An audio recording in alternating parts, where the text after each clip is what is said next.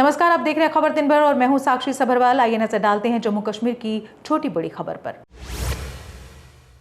बारामूला के नीलसर कांडी में सुरक्षा बलों ने संदिग्ध आतंकी ठिकाने का किया भंडाफोड़। संयुक्त अभियान में भारी मात्रा में आरपीजी गोला बारूद बरामद। पुलिस, सेना और सीआरपीएफ की कार्रवाई से बड़ा खतरा टला। राजौरी के गंभीर मुगलान डोरीमल में आतंकियों के खिलाफ ऑपरेशन दूसरे दिन भी जारी। आतंकियों की फायरिंग के बाद शुरू हुई थी मुठभेड़। पूरे इलाके की घेराबंदी, अतिरिक्त सुरक्षा बल मौके पर तैनात।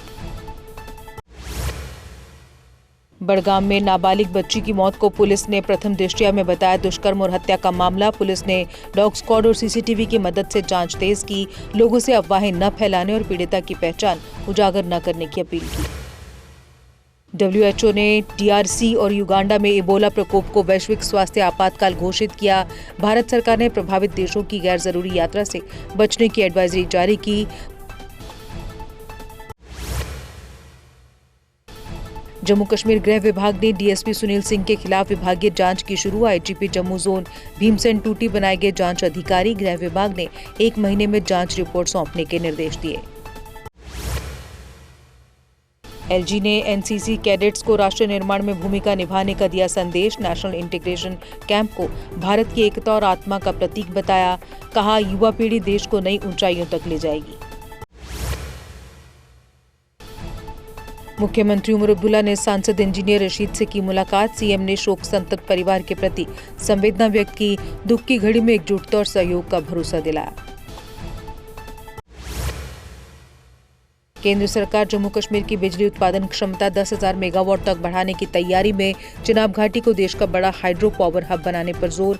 कई मेगा पन बिजली परियोजनाओं पर तेजी से चल रहा काम। जिला प्रशासन की पहल से लखनपुर को मिला ऐतिहासिक और सांस्कृतिक स्वरूप। अमरनाथ यात्रा से पहले शहर को आकर्षक बनाने का काम तेज। स्थानीय लोगों ने प्रशासन की पहल को पर्यटन के लिए लाभदायक बताया। वाहिद रहमान परा ने लद्दाख की उपलब्धियों को लेकर जम्मू कश्मीर पर की टिप्पणी। परा बोले, जो लद्दाख ने 7 साल में किया, जम्मू कश्मीर 70 साल में नहीं कर सका। सोशल मीडिया पोस्ट के बाद राजनीतिक हलकों में चर्चा तेज। जम्मू कश्मीर सरकार ने फिजूल खर्ची रोकने के लिए सख्त कदम उठाया। सरकारी डिनर, नई गाड़ियों की खरीद और विदेशी दौरों पर लगी रोक। सरकार ने जनहित और विकास कार्यों पर ही खर्च को दी प्राथमिकता।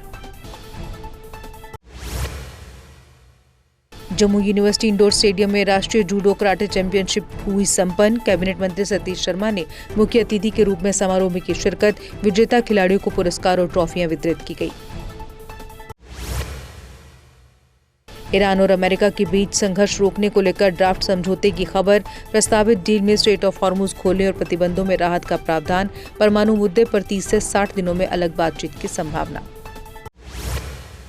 NIA चार्जशीट में AI प्लेटफॉर्म के कथित दुरुपयोग से टेरर इंजीनियरिंग का खुलासा। आरोपियों ने ChatGPT, YouTube से रॉकेट व ID बनाने की जानकारी जुटाई। काजीगुंड जंगल में रॉकेट ID परीक्षण और ड्रोन हमले की साजिश का दावा। AIIMS हंदवाड़ा में 2 दिवसीय GADS कार्यक्रम का शुभारंभ। उत्तर कश्मीर के 20 से अधिक स्कूलों के छात्र कार्यक्रम में ले रहे हिस्सा। छात्रों में नेतृत्व, कूटनीति और वैश्विक जागरूकता बढ़ाने पर जोर। जम्मू कश्मीर में सार्वजनिक वाहनों में महिलाओं और दिव्यांगों के लिए सीट आरक्षित करना अनिवार्य। नियमों का पालन न करने वाले वाहन संचालकों पर होगी सख्त कार्रवाई।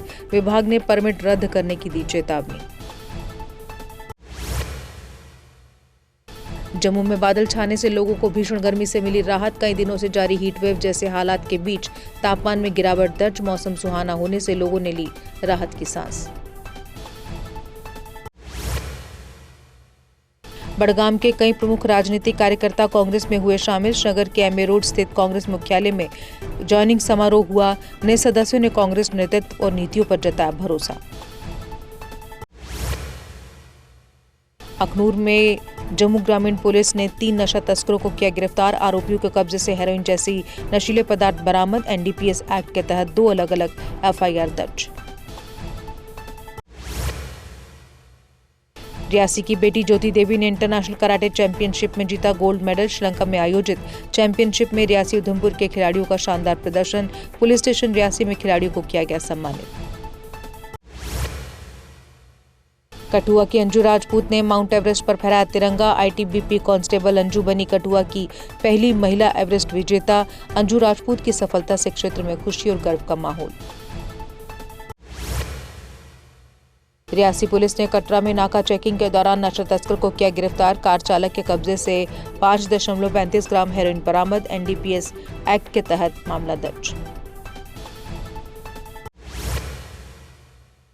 पुरमंडल में संत श्री गुरु नावादास जी का 454वां जन्मोत्सव धूमधाम से मनाया गया।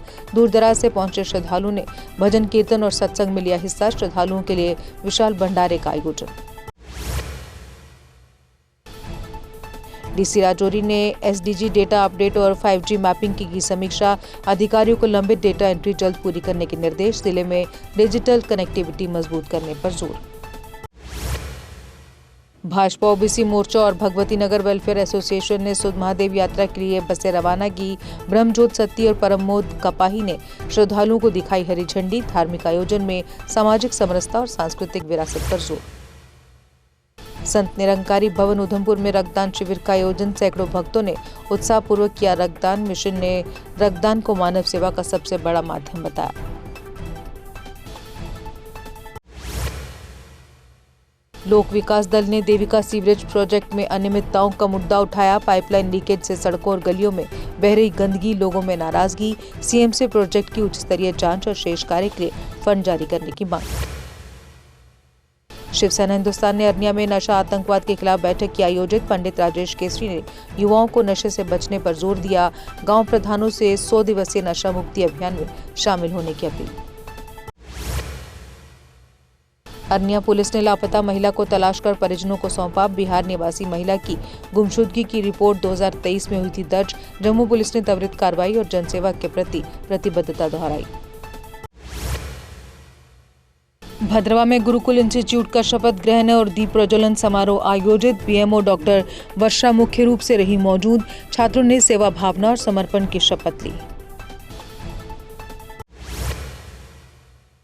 और इसी के साथ खबर दिन भर में बस इतना ही। दीजिए इजाजत, नमस्कार।